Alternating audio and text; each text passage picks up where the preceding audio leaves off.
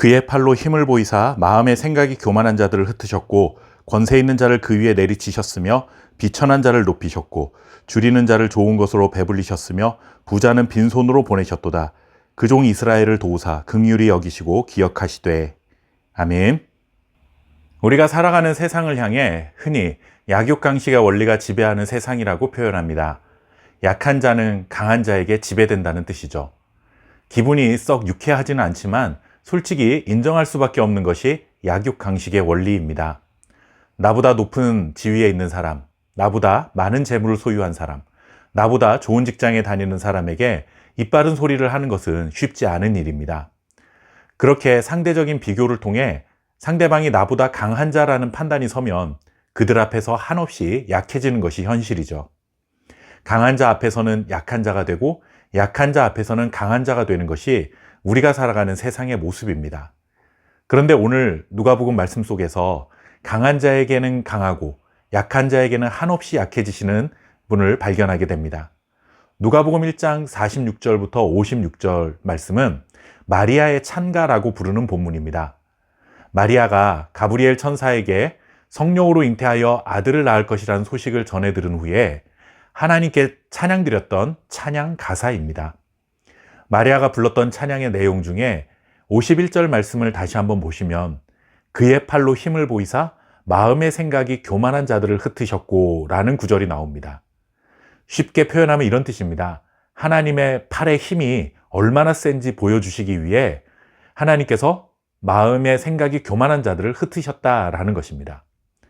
마음의 생각이 교만한 자들은 동서고금을 막론하고 존재합니다. 이들은 자기의 능력과 지식을 자랑하려는 자들이며 자신의 똑똑함을 매우 자랑스럽게 여기는 자들입니다. 세상에서 자기를 가장 똑똑한 존재로 여기면서 하나님을 무시하고 하나님의 말씀을 듣지 않습니다. 한마디로 교만한 자들은 스스로 강한 자입니다. 그런데 하나님께서는 교만한 자들을 그냥 내버려 두지 않으시고 그들을 흩어버리신 분으로 고백합니다. 자신이 가지고 있는 지식과 경험을 의지하고 자랑하면서 하나님의 말씀을 대적하는 교만한 자들을 하나님은 절대로 가만두지 않으시고 그들의 강함을 꺾으시고야 마는 분입니다. 마리아는 지금 세상의 지혜로는 도저히 이해할 수 없는 황당한 상황을 맞이하고 있습니다. 주변의 똑똑한 사람들이 마리아를 향해 얼마나 아는 척을 하며 자신들의 똑똑함을 자랑하겠습니까? 그러나 마리아는 아무리 뛰어난 세상의 지혜도 하나님의 지혜를 이길 수 없다는 것을 분명히 알고 있었습니다. 그래서 하나님은 교만한 자를 흩으실 것이다 노래한 것입니다. 이어지는 52절 말씀을 보시면 권세 있는 자를 그 위에 내리치셨으며 비천한 자를 높이셨고 라는 고백이 나옵니다. 세상에서 높은 권세를 잡은 자도 강한 자입니다. 우리는 그런 높은 권세를 잡은 자에게 약해질 수밖에 없죠. 그러나 하나님은 높은 권세를 자랑하는 자들을 끌어내리시고 오히려 낮은 자를 높여주시는 분이라는 사실을 마리아 찬가를 통해 깨닫게 됩니다. 세상의 높은 권세 가진 자를 두려워하지 마시고 그렇게 강한 자도 끌어내리실 수 있는 하나님을 경외하고 살아가야 합니다. 또한 하나님은 재물을 의지하는 자들을 빈손으로 만드시는 분입니다. 물질이 많은 사람들은 강한 자입니다. 그들 앞에서 우리는 약한 자입니다. 그런데 하나님은 자신의 물질을 주인으로 삼는 자들을 두고 보시지 않고 그들이 주인처럼 섬기는 물질을 빼앗으시는 분입니다.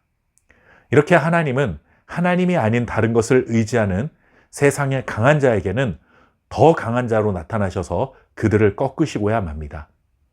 그러나 하나님은 자신을 낮추고 하나님의 은혜 없이는 살 수 없습니다 고백하며 하나님을 의지하는 약한 자들에게는 한없이 약한 자가 되셔서 긍휼을 베풀어 주실 것입니다.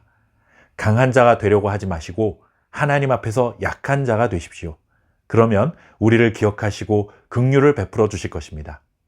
언제나 하나님의 자비와 긍휼을 풍성히 누리며 살아가는 저와 여러분 될 수 있기를 바랍니다. 감사합니다.